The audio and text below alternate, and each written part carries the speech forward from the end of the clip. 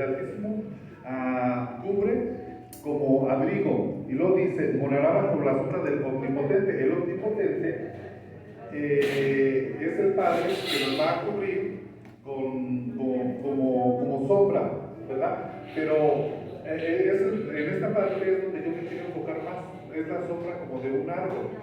Entonces usted se pone debajo de un árbol y el árbol le da sombra.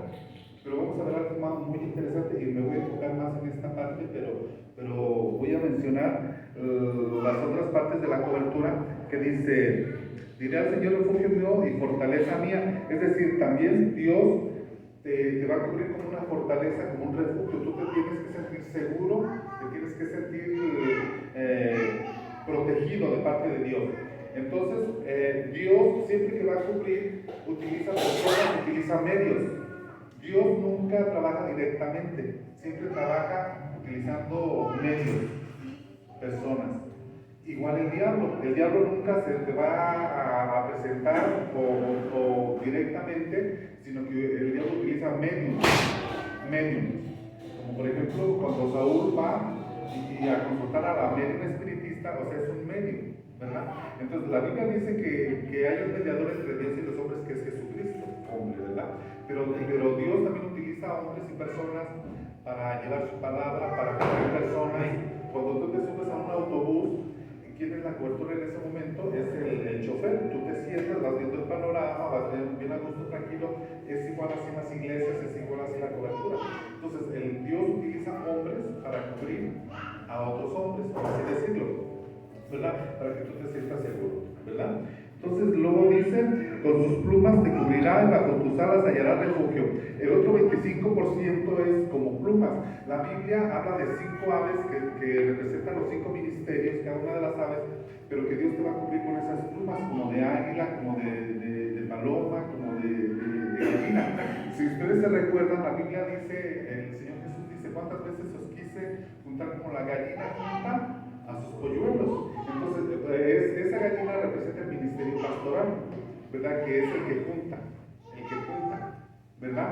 El águila representa el ministerio apostólico. Cuando nosotros vemos las características de un águila, nosotros vemos que las águilas tienen características o cualidades al ministerio apostólico. Por ejemplo, las águilas tienen una visión subdesarrollada, más que las personas, más que otros animales. Por ejemplo, voy a hablar un poquito de la visión, ¿verdad? Cuando un pastor tiene una iglesia de congregación, su visión es limitada, y su visión del pastor se preocupa por las ovejas, por su cumpleaños, por visitarlos, y su visión está limitada a su grupo, ¿verdad? Pero la visión apostólica va más allá. La visión del apóstol es preparar gente para que cuando él no esté, otros continúen haciendo el trabajo que él no puede desarrollar. Entonces la visión de él es multigeneracional. La del pastor es de una generación, pero la del apóstol es multigeneracional, que abarca más generaciones, ¿verdad? Entonces esto es importante porque Dios nos cubre con personas, pero aquí representado como plumas de águila, de paloma, de diferentes aves. Pero la parte de la cobertura que me interesa platicar con usted es la de como sombra, que Dios nos da sombra. ¿Por qué? Porque dice la Biblia que, bueno, Dios ve a los hombres como árboles. ¿Se recuerda? Que dice que somos como árboles plantados junto al río, ¿verdad? Y que su fruto ahí está, y sus hojas no caen, etcétera. Usted sabe, de hecho yo hice una canción hace muchísimos años de esto, se llama Somos Árboles de Justicia, el canto que compuse. Pero recuerde usted la cita donde cuando el Señor Jesús iba a curar a un ciego y le pone el lodo y le dice vete a lavar al estanque, y luego después va y se lava, se enjuaga y creo que sí es esa, ¿no? Donde le preguntan ¿qué ves? Dice veo a las personas como árboles, porque Dios ve a las personas, a las naciones, a las ciudades como iglesias. Cada persona es un árbol, o cada ciudad es un árbol, ¿verdad? En el caso de Jerusalén, los judíos dicen que es una higuera, que el Señor la maldijo, ¿verdad? Entonces, Dios nos va a cubrir con árboles, pero los árboles también representan ministros.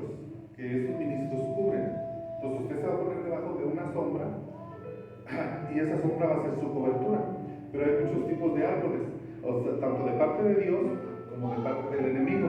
Recuerde que el Nabucodonosor, dice la Biblia que había un árbol que dio sombra a todo el mundo y que las aves iban y se miraban esa figura de los demonios, o sea que él también va a dar una cobertura, el diablo, pero es satánica.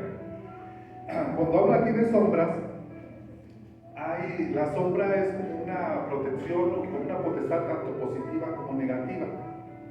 Es decir, hay sombras de parte de Dios y hay sombras de parte del enemigo, ¿verdad? La Biblia dice, para hablar un poquito de los dos bandos, cuando un cristiano se muere en el Señor, el Salmo 23 es un salmo que habla de muerte, lo que sucede después de la muerte. Entonces, cuando un cristiano muere, vienen ángeles y lo recogen, como Lázaro. Pero cuando es una persona que no tiene paz, que no está con Dios, no son precisamente ángeles que vienen a recogerlo, sino son sombras. Por eso dice, habla del valle de las sombras de la muerte, porque cuando una persona muere pasa por un valle de sombras de muerte, y las sombras lo quieren atrapar. Pero por eso vienen ángeles a agarrar al pueblo de Dios para transitarlo a donde le toca ir, ¿verdad? Pero esas sombras son negativas, pero están las sombras de parte de Dios. Por ejemplo, dice que el Espíritu Santo hizo sombra en María y nació el Señor Jesucristo, ¿verdad? Entonces, cuando tú te pones a la sombra de Dios, es una protección. Cuando te sales de la sombra de Dios, te da el sol directo. También habla la Biblia, por ejemplo, en Judas, el 21 capítulo, donde habla del verso 13 y verso 12, donde habla de 5 antiministerios. Está hablando de los árboles sin hojas, que son ministros que no tienen, que depende debajo de ellos, pero es mejor si estuvieras en eso, porque es lo mismo, no te da sombra, no te da fruto, pero cuando te pones debajo de un árbol, puedes disfrutar de su fruto, ¿verdad? Pero lo más importante que yo le quiero mencionar a usted ahorita es de que, según la Biblia, cuando tú te pones debajo de un árbol, tú tomas las características de ese árbol. Esa es la esencia de la enseñanza que quiero dar, ¿verdad? El día de hoy. En Encuentro y Conexión se habla mucho de la genética, de que un padre hereda la genética a los hijos, pero en el sentido espiritual, también cuando tú te pones exactamente lo mismo, pero visto desde un ángulo diferente, desde el ángulo de la sombra, desde el ángulo de los árboles, cuando tú te pones debajo de un árbol, tú tomas la forma o las características de ese árbol. Y en la Biblia hay varias personas que se pusieron debajo de un árbol. Hay varias. Por ejemplo, encontramos, uno de los casos que encontramos, aquí me apunté, que encontramos,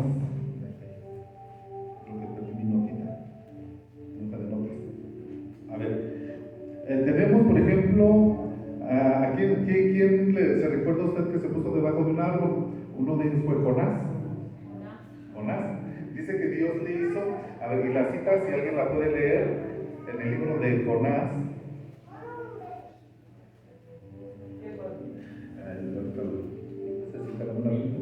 Porque está 4:5 que dice: salió Jonás de la ciudad y acabó hacia el oriente de la ciudad, y se hizo allí una enramada, y se sentó debajo de ella para sombra, a saber qué acontecía en la ciudad.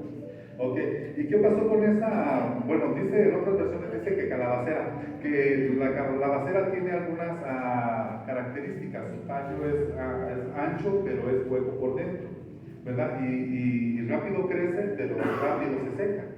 Entonces nos habla podemos darle varias aplicaciones. Una de las aplicaciones que yo le doy es la prosperidad, ¿verdad? La gente que habla solo de la prosperidad y que está esperando que el juicio caiga sobre los inconversos, ¿verdad, Jonás? Si nosotros vemos las características del ministro Jonás no quería que se salvara Nínive, quería que Dios lo castigara, que Dios lo enjuiciara, pero Dios tiene misericordia. Entonces hay ministros a la manera de Jonás, ¿verdad? Que sus intereses no son que las almas se salven, sus intereses son otros. Y Dios los bendice como bendijo a Jonás. Pero así como llega, así se va. El agua, el dinero se les va como agua, o sea, tanto ahorita pueden tener como al rato no pueden no tener. Entonces nosotros tenemos que ver las características que Jonás tiene y las características de la planta a la cual él se puso a la sombra. Entonces, otro árbol que nosotros vemos, por ejemplo, Zaqueo. Zaqueo era un chaparrito, o sea, no era, pero si nosotros lo vemos espiritualmente, o sea, espiritualmente era un enano, ¿verdad?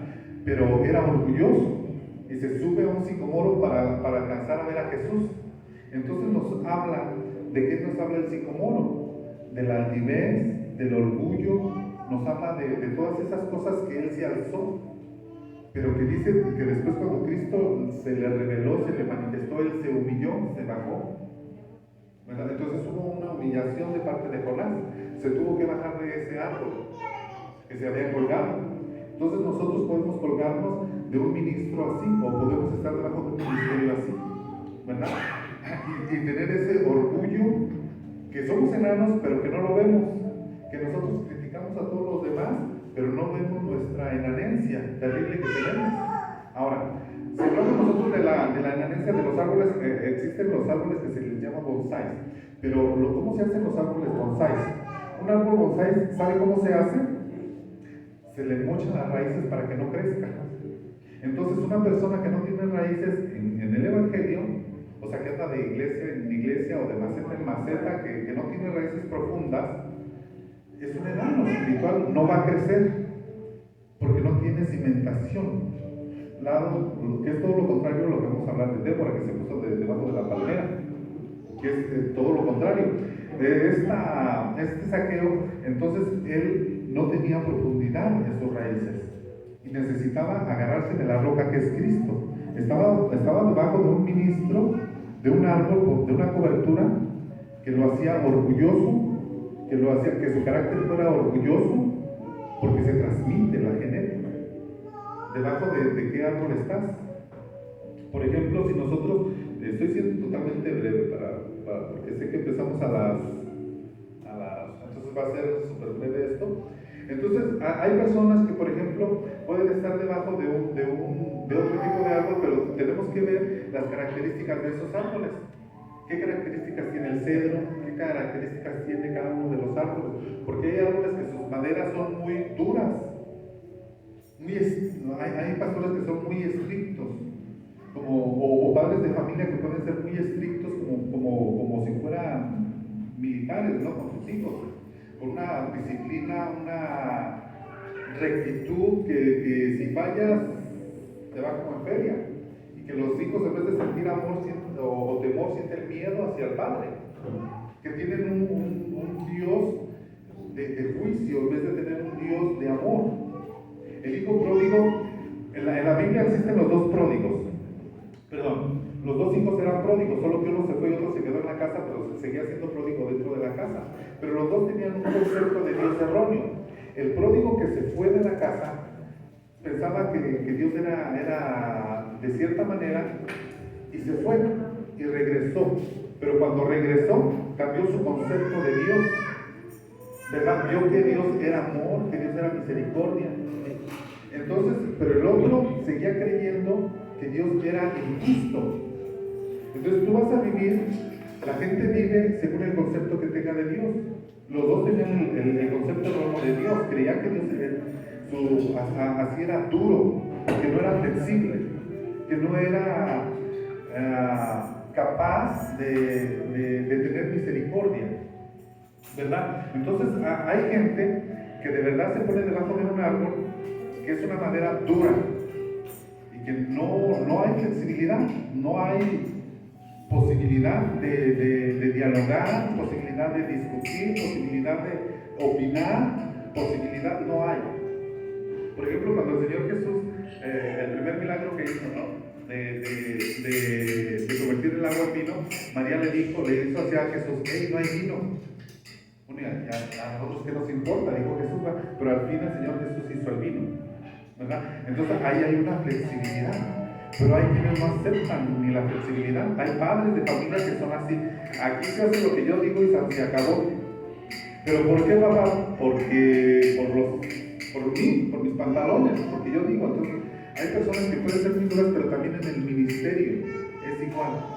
Ahora, hay personas que pueden estar de lado contrario totalmente, ¿no? Donde dejan a los hijos que hagan lo que quieran, o sea, totalmente flexibles, totalmente sin carácter, totalmente manipulables por la mujer. Porque, por ejemplo, en el caso de Jesús, María no manipuló. Para hacer el primer milagro de vino, María no manipuló a Jesús, sugirió. Porque la mujer, ojo para la mujer gana más sugiriendo que manipulando. Eso es, tómenlo en cuenta.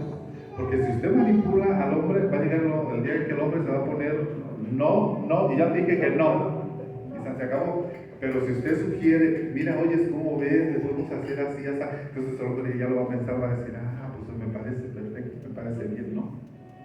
Pero, ¿ves la diferencia? ¿Verdad? Entonces nosotros podemos estar debajo de una cobertura de cierta forma, de cierta manera. El Espíritu Santo tampoco te impone, te sugiere. El Espíritu Santo. Entonces la mujer puede hacer eso, el sugerir, pero no el manipular y no el imponer. No, o sea, por eso dice Pablo, o dice la Escritura, dice, yo no permito que la mujer se imponga, pero sí puede sugerirle al hombre, porque dos cabezas piensan más que una, y normalmente la mujer ve todo lo que el hombre no ve. Nosotros tenemos nuestra mente, sabe por dónde, y la mujer está siempre al pendiente de todo, y ella ve lo que nosotros no vemos, y es la mejor consejera de uno, siempre. Entonces es muy importante eso. Entonces nosotros podemos estar debajo de un árbol que tenga ciertas características y absorber esas características de esa sombra. Ahora, por ejemplo, ¿qué otra persona está abajo de otro árbol en la Biblia? Está Débora en los Jueces, si alguien lo puede leer. Débora estaba debajo de una palmera. Jueces, capítulo 22, verso... ¿dónde estás?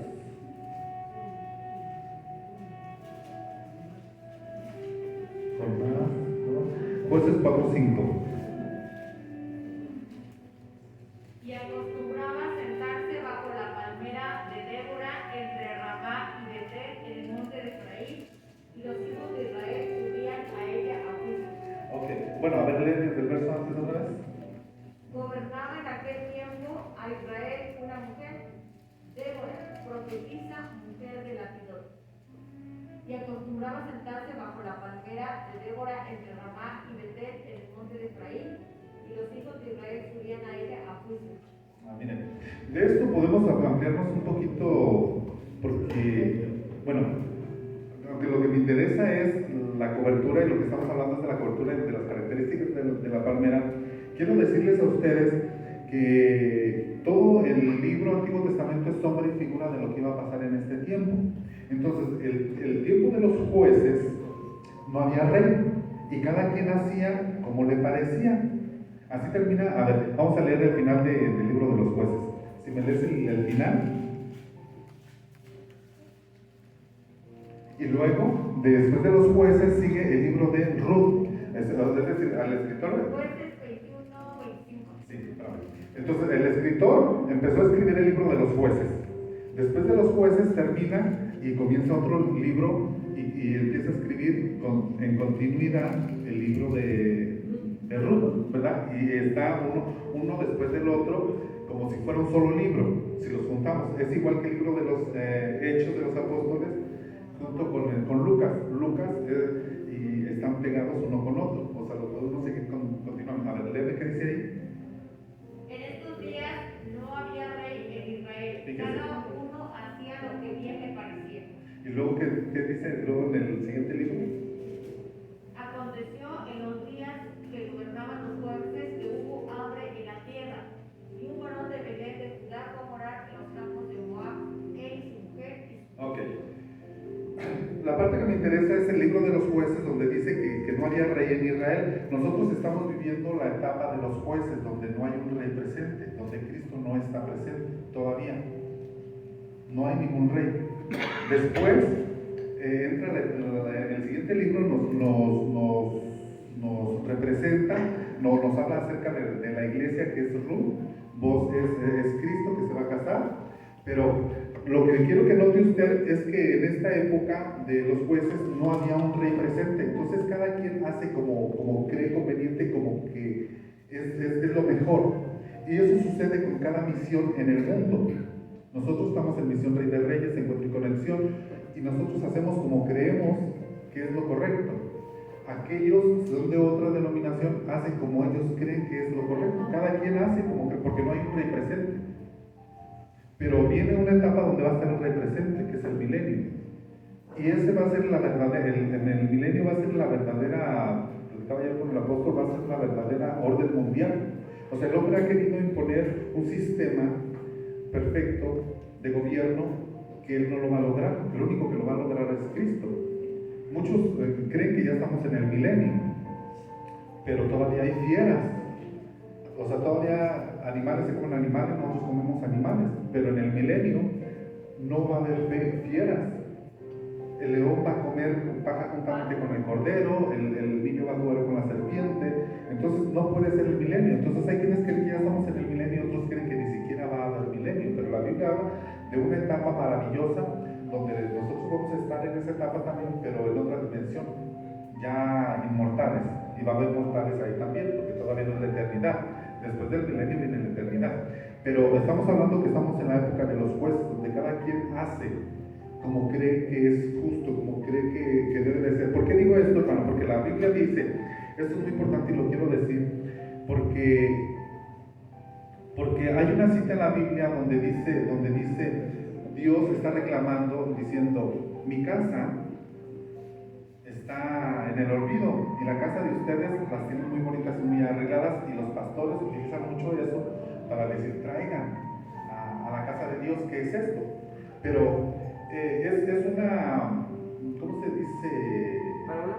No, o sea, está bien lo que quieren dar a entender los pastores, en cierto sentido, interpretación. Le dan esa interpretación, pero la verdadera interpretación de este verso es que el verdadero templo de Dios no es este. El verdadero templo es usted y yo. Somos nosotros, somos piedras vivas con las cuales se va a hacer el templo. Entonces los ministros van el verdadero templo que se debe de edificar, los ministros